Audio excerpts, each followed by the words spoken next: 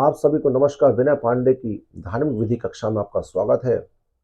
आज का विषय गरुड़ पुराण के साप्ताहिक सप्ताह में श्राद्ध संबंधित दान से किस प्रकार आपके पितृ संतुष्ट होते हैं और किस प्रकार जब व्यक्ति मरता है तो कैसे दूसरा शरीर धारण करता है, कौन सा शरीर धारण करता है, आज मैं ये बताऊंगा। हर व्यक्ति की मृत्यु निश्चित है, हर व्यक्ति की मृत्यु होना है, ये जान लें।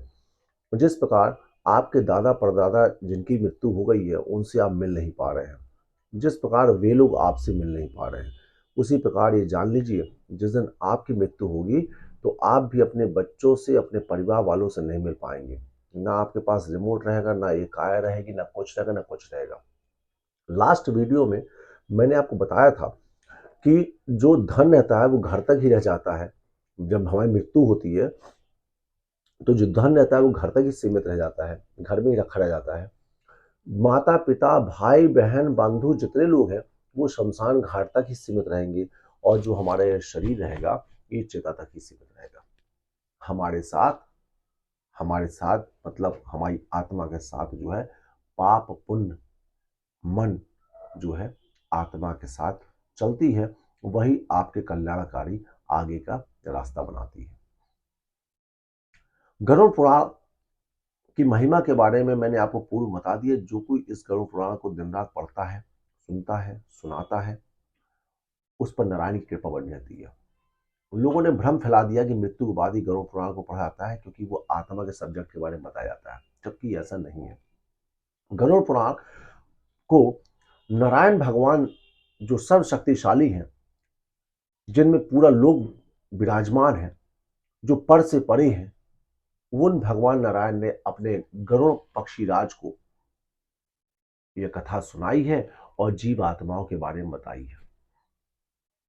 गरुड़ भगवान ने बोला, हे प्रभु, मुझे ये बताने का प्रयास करें कि मृत्यु के बाद कैसे कोई व्यक्ति मनुष्य तन, पक्षी तन, पशु तन, सर्प तन, प्रेत, पिशाच का तन प्राप्त कर लेता है और कैसे इनको चीजों ग्रहण होता है।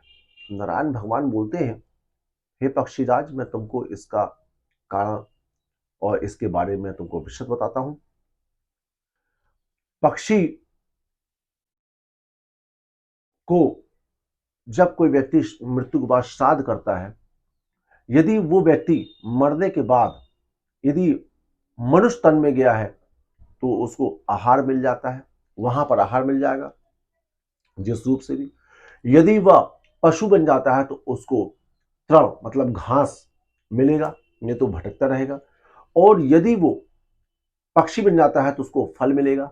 यदि वो नाग बन जाएगा तो उसको वायु मिलेगी। प्रेत बनेगा तो उस श्राद्ध संबंधित उसको जो भूख लगती है वो उसको रक्त मांस मज्जा मिलेगा। ऐसे नाना प्रकार की योनि में। और यदि देवता यदि बनेगा तो उसको अमृत रूपी उसको पदार्थ मिलेगा। हव कब जो हम देते हैं वो सब भगवान हवन करे। अपन हवन में जो भी अपन दे रहे हैं या जो भी, जैसे मान लो हवन के बाहर कोई चीज तृण गिरा हुआ है या अपन श्राद्ध कर्म कर रहे हैं, श्राद्ध कर्म जब काम करते हैं तो बहुत सारी चीजें फैल जाती, गिर जाती है, तो वो भी आपके परिवार में जो व्यक्ति प्रेत बना है उसको भी भूख लगती है, तो वो व्यक्ति उस नीचे गिरे हुए अन्न को खाता है। इसलिए वो किसका अंश था? अन्न का। इसलिए उसको नहीं उठाना चाहिए, ठीक है ना। तो भगवान नारायण ने विस्तृत रूप से इस कथा के बारे में बताई है। भगवान नारायण कहते हैं, हे पक्षीराज, पितर, पितर मतलब आपके पितर मतलब जो आपके मरे हुए लोग, ऊपर के लोग हैं। पितर जिस योनि में जिस आहार वाले होते हैं उन्हें श्राद्ध के द्वारा वह उसी प्रकार का आहार प्राप्त होता है। गाय का झुंड तितर बितर हो जाने पर भी बछड़ा अपनी माता को जैसे पहचान लेता है, वैसे ही वह जीव जहां जिस योनि में रहता है वह पितरों के निमित्त ब्राह्मणों को कराया गया श्राद्ध उत्पन्न स्वयं उसको पास पहुंच जाता है। पितृ सदा विश्वदेवों के साथ श्राद्ध ग्रहण करते हैं। ये ही विश्वदेव श्राद्ध का अन्न ग्रहण कर पितरों को संतृप्त करते हैं। जब श्राद्ध का समय आता है तो पितृ लोग श्राद्ध के समय का इंतजार करते हैं और उनके मन में विचार आ जाता है कि अब श्राद्ध का समय आ गया और हमारे नीचे के जो पुत्र बंधु वगैरह लोग हैं वो हमारे निमित्त श्राद्ध करेंगे और हमको बहुत ज़्यादा मतलब मात्रा में पदार्थ मिलेगा। इस प्रसन्नता के साथ वह विशेष यान से पृथ्वी लोक पर आते हैं। अंतरिक्ष से आए गए पितृगण उस श्राद्ध में ब्राह्मणों के साथ ही भोजन करते हैं। वे वायु रूप में वहां आते हैं और भोजन करके परम गति को प्राप्त हो जाते हैं। नारायण भगवान बोलते हैं, हे पक्षी, श्राद्ध के पूर्व जिन ब्राह्मणों को निमंत्रित किया जाता है, अर्थात हम यदि मान लो कोई एक ब्राह्मण, दो ब्राह्मण या तीन ब्राह्मण खाना खाने के लिए, भोजन करने के लिए जब बुलाते हैं, तो पितृगण उन्हीं के शरीर में प्रविष्ट होकर वहां भोजन करते हैं और उसके बाद वे पुनः वहां से अपने लोक को चले जाते हैं।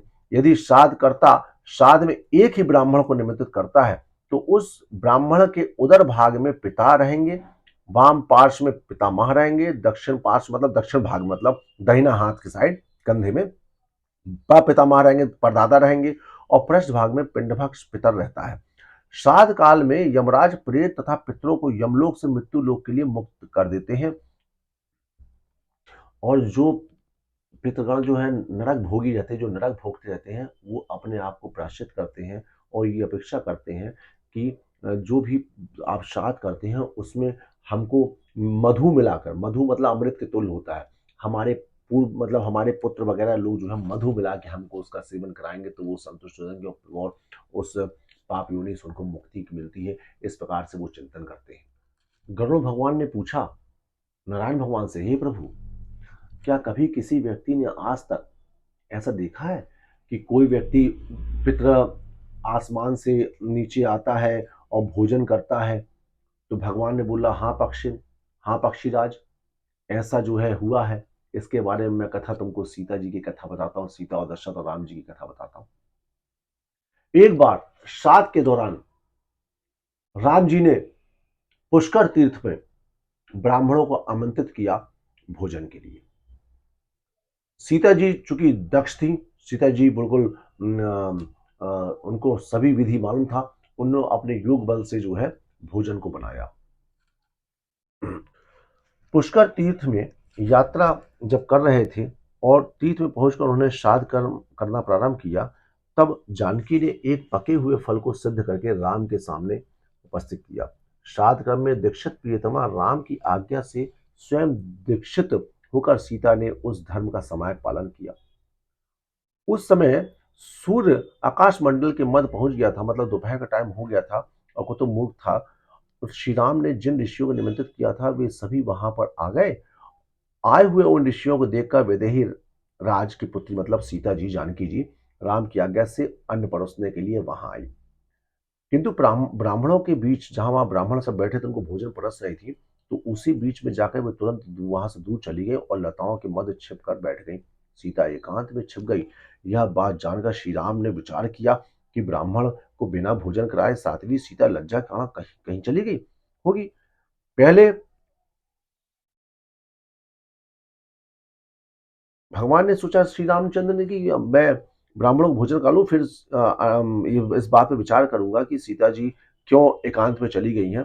और जब ब्राह्मण को मतलब और जब ब्राह्मण को भोजन कराने के पश्चात उनको संतुष्ट करके श्री रामचंद्र जी ने रवाना कर दिया और फिर सीता जी से उनसे पूछा कि प्रीतम ये बताओ कि कारण क्या था कि तुम ऋषियों को भोजन खिलाते वक्त जो है तुम वहां से दूर चली गई? तो बोले, प्रभु, मैंने जब उनको भोजन करा रहा था तो मेरे को महाराज दशरथ जी, आपके पिताजी के दर्शन ऋषियों के अंदर हुए और दो अन्य बुजुर्ग व्यक्ति जो स्वाभाविक रूप से हमारे पित्र थे, उनके दर्शन मैंने देखा और लज्जा करते हुए मैं वहां से चली गई। सीता जी बोली, उस श्राद्ध में उपस्थित ब्राह्मणों के अग्रभाग में मैंने आपके पिता के दर्शन किया जो सभी आभूषणों से सुशोभित थे। उस प्रकार के अन्य दो महापुरुष भी उस समय मुझे दिखाई पड़े।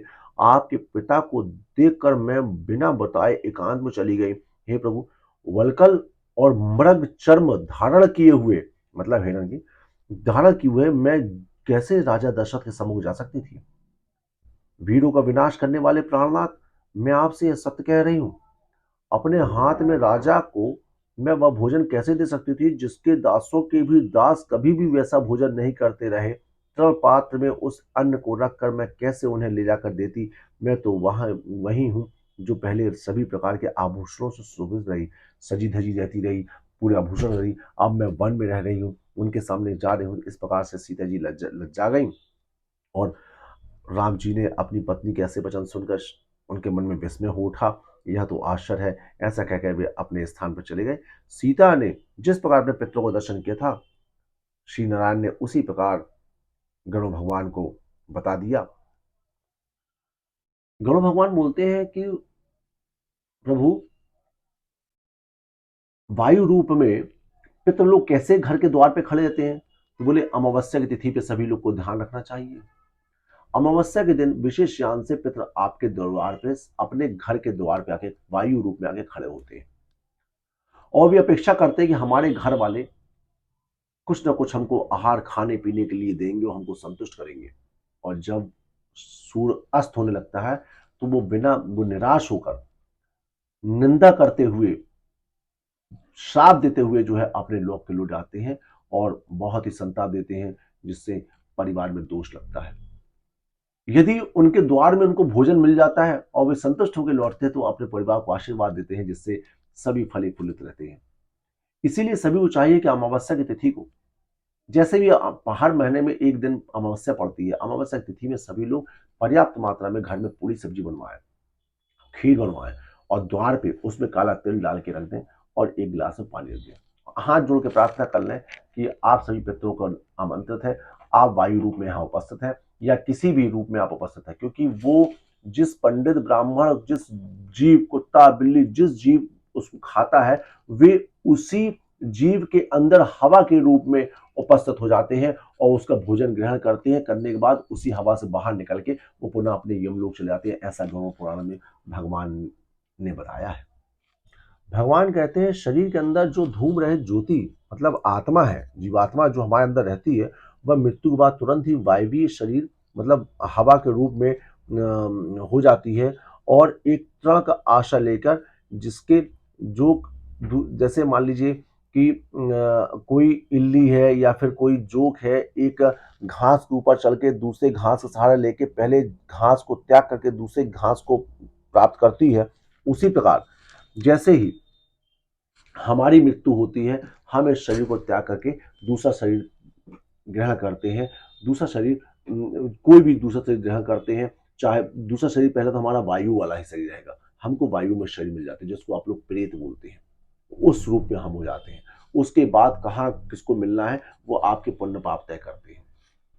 जैसे स्त्री के शरीर में कोई बच्चा पलता रहता है और उसका अंदर का अन्न वगैरह खाना खाता रहता है और समय आने पर वह उस गर्भ को छोड़कर बाहर निकल जाता है, उसी प्रकार हमारा यह शरीर, यह आत्मा हमारे इस शरीर को छोड़कर दूसरा शरीर धारण कर लेता है।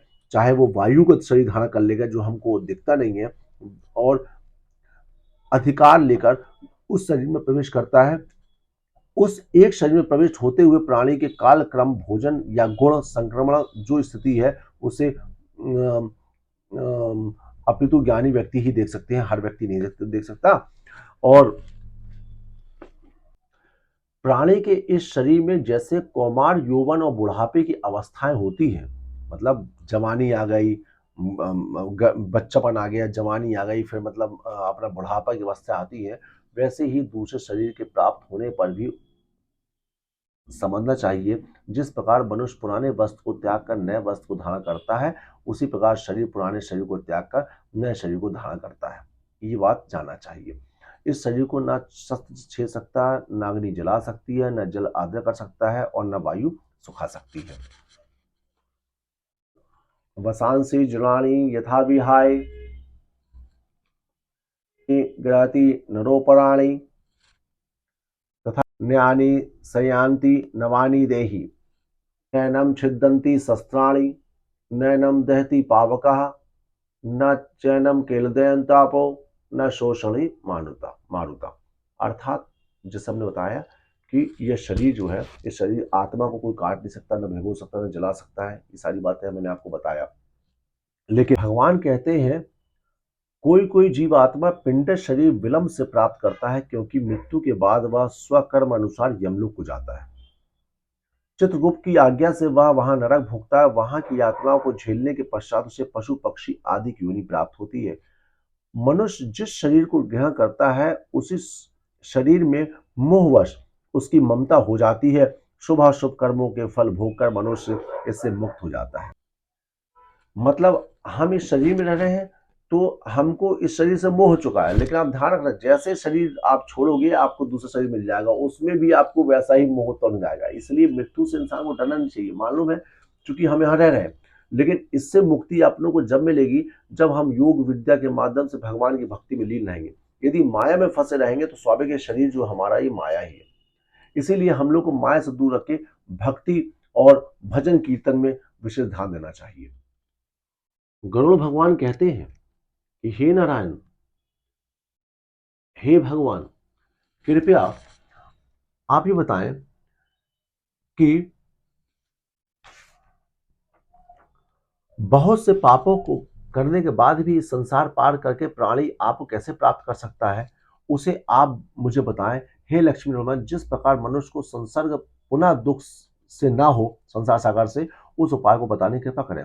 भगवान कहते हैं, हे पक्षिण, प्रत्येक मनुष्य अपने अपने कर्मों में रत रहकर संसिद्धि प्राप्त कर लेता है। अपने कर्म के अनुरक्त रहकर वह उस सिद्धि को जिस प्रकार प्राप्त करता है, उसको मैं सुना रहा हूं। भगवान बोलते, सत्कर्म में जिसने अपने कलुष को नष्ट कर दिया, वह व्यक्ति वासुदेव के निरंतर चिंतन में विशुद्ध हुई बुद्धि से युक्त होकर भजन कीर्तन में जो ध्यान मन लगाता रहता है, वह उस पर भगवान की कृपा बनी रहती है। यथा प्राप्त भोजन से संतुष्ट रहना, जो मिल रहा है उसको खा लो। जिसका मन वाणी शरीर संयमित है, जो मतलब अपने जुबान पे कंट्रोल रखता है, जो वैराग धारण कर लेता है, नित्य ध्यान योग में तत्पर रहता है, जो अहंकार बल दर्प कर्म क्रोध और परिग्रह और सर्व का परित्याग करके निर्भय होकर शांत हो जाता है, वह ब्रह्म स्वरूप हो जाता है। इसके बाद मनुष्य के लिए कुछ करना शेष नहीं रहता है। इधर हर व्यक्ति के जीवन में कुछ न कुछ उससे पाप होते रहते हैं, और पाप होता, पुण्य भी होते हैं, पुण्य भी बढ़ोतरी होती, पाप भी होता है। लेकिन यदि आपके अंदर ये गुण आ जाए, आप अपनी गलतियां यदि मानने लगे कि हमसे गलती भैया, और उसका यदि आप दुख व्यक्त करोगे, आपको स्वाभाविक रूप से वह पाप में कमी हो जाती है। और भगवान के दर्शन करना, भगवान के भजन करना, भगवान का ही कीर्तन करना, इस शरीर पर ध्यान रख के इस शरीर को तपाना, इस शरीर को गलाना ही जो है भगवत प्राप्ति का एकमात्र साधन है। करुण पुराण के सप्ताह में हमने आज आपको बताया कि किस प्रकार आप, अच्छा दूसरा विषय एक और भी छोटा है, जैसे कर्म आप करोगे, आपके पुत्र, आपके नीचे के जो लोग हैं, वो वैसे ही कर्म करेंगे। आप अपने पितृ को तर्पण करने के लिए, आप अपने पितरों को कभी जल नहीं देते, आप अपने पितरों को कभी श्राद्ध नहीं करते, आप अमावस्या में द्वार पर भोजन नहीं रखते, आप कभी गैया को खाना नहीं खिलाते, आप कुत्तों का भी भोजन नहीं देते, तो स्वाभाविक रूप से आपके मृत्यु के बाद जिस योनि में आप रहेंगे, चाहे घोड़ा, चाहे पक्षी, चाहे सांप बिच्छू, या जिस योनि में रहोगे, आप ध्यान रखिए, आप यदि इल्ली भी बनेंगे तो आपको अन्न चाहिए होगा, लेकिन उस योनि में भी आपको परेशानी ना हो, इसलिए आपके पितृ, मतलब आपके जो बच्चे लोग होंगे, वो वहां पर श्राद्ध काम करेंगे, तो उस रूप ही आपको उसका अन्न की प्राप्ति होगी। इसीलिए आज से ही ध्यान रखें, और अमावस्या के दिन अपने द्वार पे स्वाभाविक रूप से भोजन रखें, और घर में बोल दें कि अमावस्या के दिन आप सभी लोग को पूरी सब्जी बनेगी घर में, और खीर पुआ बनेगा। सबसे पहले द्वार पे दो, गैयों को खिलाओ, कुत्तों खिलाओ, और फिर उसके बाद आप स्वयं करो, सूर्य को जल चढ़ाओ, पितरों को जल दो, तो उनको मिलती, तो वो आशीर्वाद देते हैं, आपकी उन्नति होती है। इस योनि में आपको कष्ट नहीं होगा, नहीं तो आप जीवन भर उनका श्राप मिलता रहेगा, आप कष्ट भोगते रहेंगे। तो अमावस्या का विशेष ध्यान रखें। हमने आपको बृहस्पति के बारे में लास्ट टाइम बताया था, आज बृहस्पति बताया हूं। कल मैं आपको बताऊंगा एकादशी, परसों जो है एकादशी है, एकादशी का महत्व बताऊंगा कि एक राजा किस प्रकार से एकादशी के माध्यम से स्वर्ग लोक को प्राप्त कर लिया था। आप थोड़ा सोचना कि मृत्यु आपकी होनी है, उस मृत्यु को सफल करने के लिए आपके पास क्या उपाय है। मैं विनय पांडे एडवोकेट जबलपुर से गरुड़ पुराण की साप्ताहिक कथा के माध्यम से आप सभी को बता रहा हूं। महत्वपूर्ण ये नहीं है कि हमारे इस चैनल को सब्सक्राइब कर लाइक करना, महत्वपूर्ण है इस ज्ञान, इस विद्या, जो हमारे पुराण जो है दबे रह गए, जिनका कोई विकास नहीं कर पा रहा है, जिसके बारे में कोई प्रचार प्रसार नहीं कर पा रहा है। लोग ये सोच लेते हैं कि गरुड़ पुराण को जो है घर में नहीं रखा जाता है, ये है गरुड़ पुराण, और ये गरुड़ पुराण को हम घर में रखते हैं, भगवान के पास करते हैं, इनको पढ़ते हैं, इनका दर्शन करते हैं। और गरुड़ पुराण की महिमा है, जो इसको घर में रखेगा, जो उसको पढ़ेगा, जो उसका पूजन करेगा, उस पर भगवान की कृपा बनी रहेगी, क्योंकि भगवान के मुख से यह पुराण निकला हुआ है। आप सभी को नमस्कार। जय श्री कृष्ण।